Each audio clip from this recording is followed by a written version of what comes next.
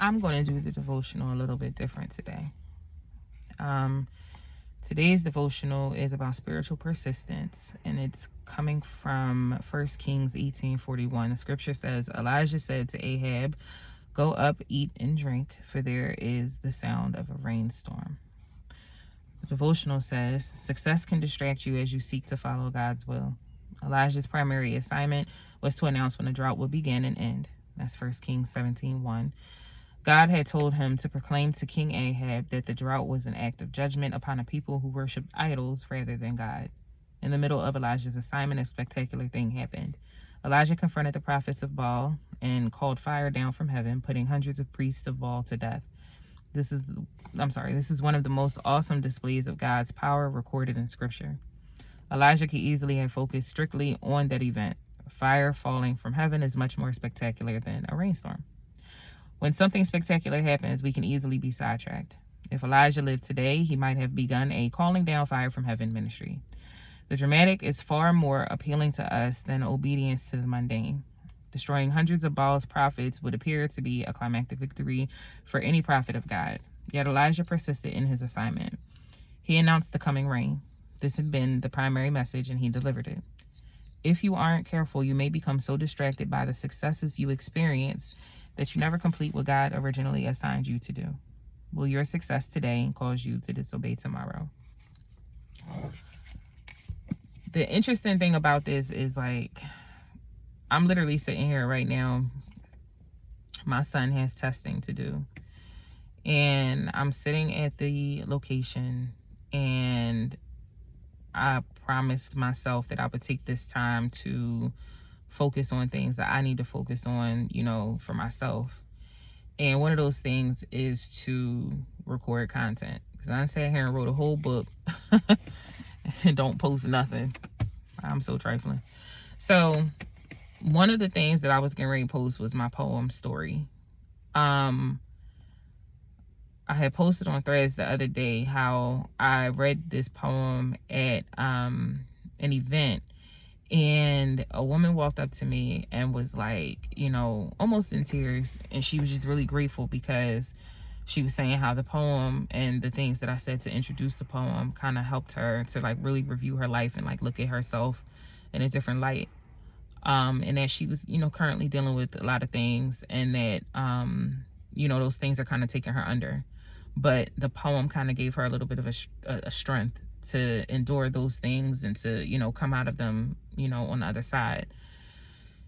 And when she said that, I almost broke down in tears because, like, I'm going through a lot of things too right now. Just trying to, like, rebrand and reground, like, get myself back in a place that makes sense to me. It's heavy, like, feeling your spirit be shifted and altered and changed and everything. But one thing that has always remained true about me is that I look at success as material, unless it is spiritual. So with that, I think that that's another reason why I really need to get myself together with actually, like, posting and branding and all that kind of stuff and marketing and all that, because I do treat it as if it doesn't matter, because I'm gonna be real, like, I don't care about that kind of stuff. I care more about the spiritual aspect of things. Like, look what I got on, right? I care more about the spiritual aspect of things. But at the same time, God gives us all gifts that we are to use in different ways. And sometimes our gift does bring material success. And having to be okay with that is something that I'm learning to do. Or learning to accept, right? But we can't allow the material gain and the material success that we get to be our story. We really have to go deeper. We really have to leave our mark on this earth in a way where generations from now, our efforts are still making waves. I'm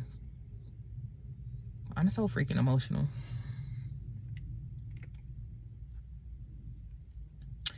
I'm sitting here not trying to call attention to him, but I'm watching this man. He's blind, and he's being put in an Uber right now. And even in his situation, he got a smile on his face. Like, you know, sometimes we just take life for granted. And I feel like a lot of the ways that we do that is by, you know, getting so caught up in stuff that don't matter. Stuff that don't count.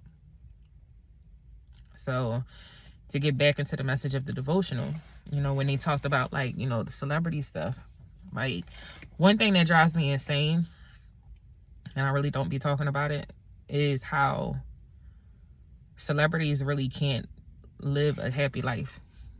They gotta hide, they gotta run, they gotta be, like, as discreet as possible just to, you know, live, just to be human. They don't get the freedom of just experiencing life in a way where, you know, the rest of us do, where we can just get up and go to the corner store.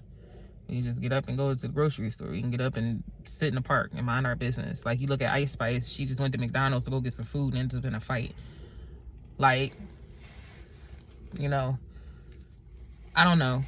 Personally, I just feel like, you know, we get so caught up on things that glitz and glam so beautifully, but, you know, there's no value in that. There's no value in the sacrifices that come for that if they're not changing anybody in a spiritual way or helping anybody in a spiritual way. That man can't see. That man can't walk without a cane. He can't walk without assistance.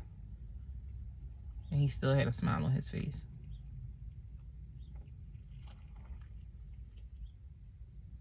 I don't know. I just feel like, you know,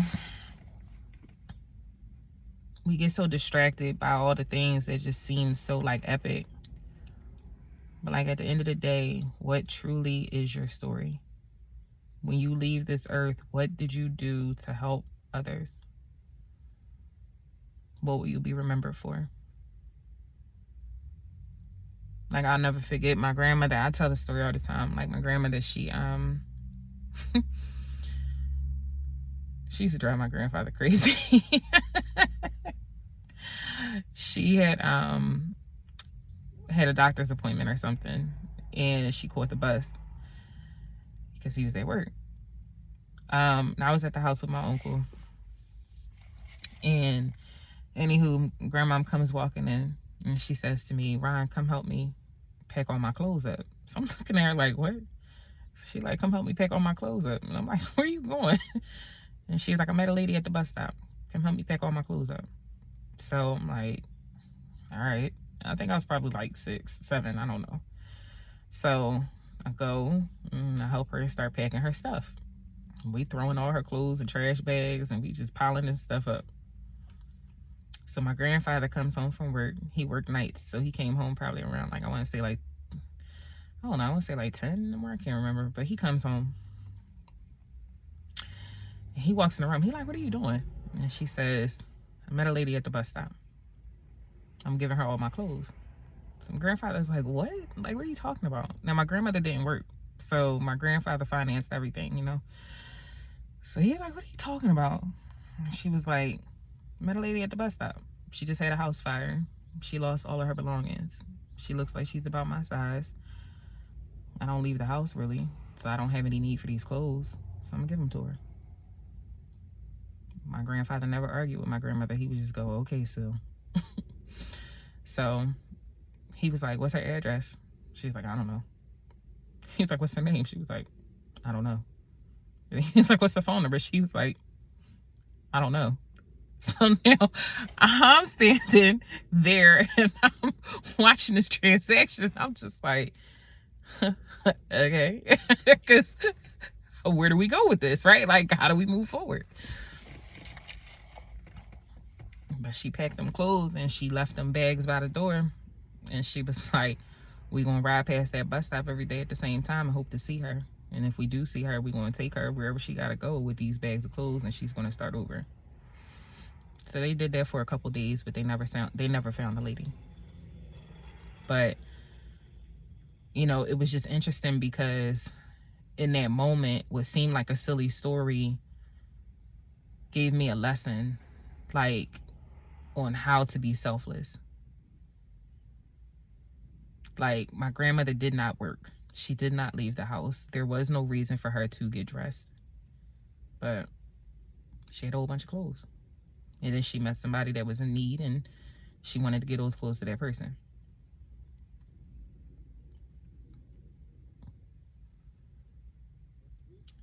What made a good story to tell also made a good lesson.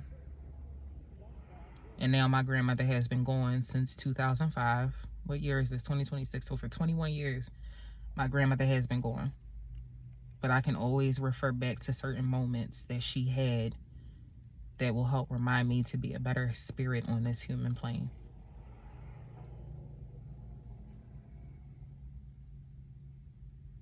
I'm about to cry again. But I'm just grateful for those moments. Because that story can be entertainment for whoever hears it. But for me, it's a lesson. And then my actions can be reciprocated. And it can start like a snowball effect. So, you know,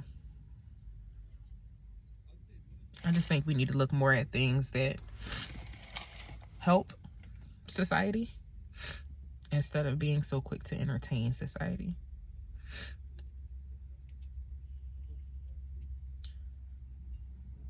Child, this has been an emotional week. I'll tell you one thing. I've been boo-hooing all day. Her jacket's cute. It has like a forest on it. I like cute stuff like that.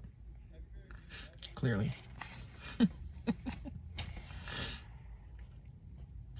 Alright, I'm off this joint. Y'all got me crying on the internet. That's weird. Peace out.